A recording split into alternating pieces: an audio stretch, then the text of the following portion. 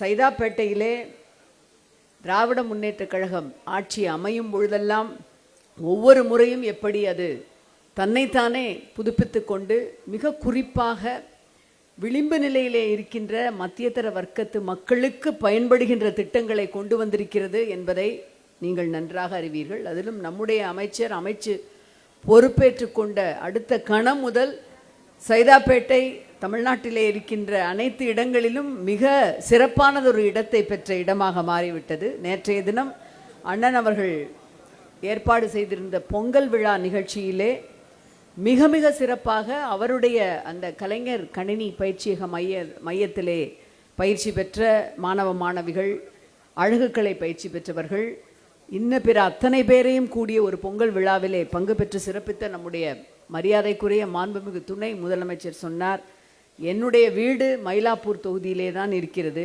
ஆனால் சைதாப்பேட்டையிலே அண்ணன் கொண்டு வருகிற திட்டங்களை எல்லாம் பார்த்தால் நான் என்னுடைய வீட்டை சைதாப்பேட்டைக்கு மாற்றிக்கொள்ளலாம் என்று நினைக்கிறேன் என்று சொன்னார்.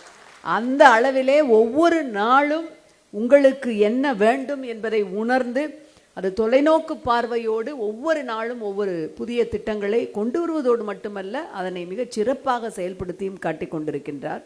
அழகாக அதனை கோர்வையாக தம்பி துணை மேயர் அவர்கள் எடுத்து சொன்னார். இந்த புதுப்பிக்கப்பட இருக்கின்ற அங்காடி என்பது உங்களுக்கு எவ்வளவு மிக அவசியமானது என்பதை அனைவரும் நன்றாக அறிவோம். மிக நெகிழ்ச்சியாக இந்த கட்டிடம் பல தலைமுறைகளை உருவாக்கி இருக்கின்றது. இங்கு வந்த அவர் நீலன் அவர்கள் ஒரு மிகச்சிறந்த எழுத்தாளர். பலமுறை நான் அவருடைய புத்தகங்களை மேற்கோளிட்டெல்லாம் காட்டியிருக்கின்றேன். திராவிட இயக்க கருத்தாக்கங்கள் குறித்து, பெண்ணிய கருத்தாக்கங்கள் குறித்து எழுதியிருக்கின்ற அந்த சிறப்பிற்குரியவர். அவரோடு இணைந்து இந்த பகுதியிலே 3 தலைமுறைகளாக மருத்துவர்களை, பொறியாளர்களை உருவாக்குகின்ற ஒரு இடமாக இங்கே வேலை பார்த்து அவர்கள் வியாபாரிகள் தங்களுடைய குடும்பங்களை அந்த அளவிற்கு முன்னேற்றி இருக்கிறார்கள் என்னும் பொழுது இது எப்படிப்பட்ட வரலாறை விதைக்கின்ற இடமாக இருக்கின்றது.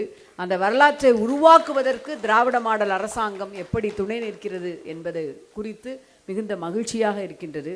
நல்ல ஒரு காலை பொழுது.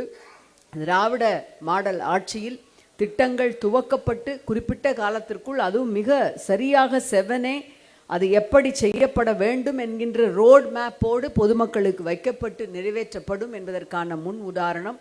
பங்கு பெற்றிருக்கின்ற உங்களுக்கு என்னுடைய அன்பான வாழ்த்துக்கள். நன்றி.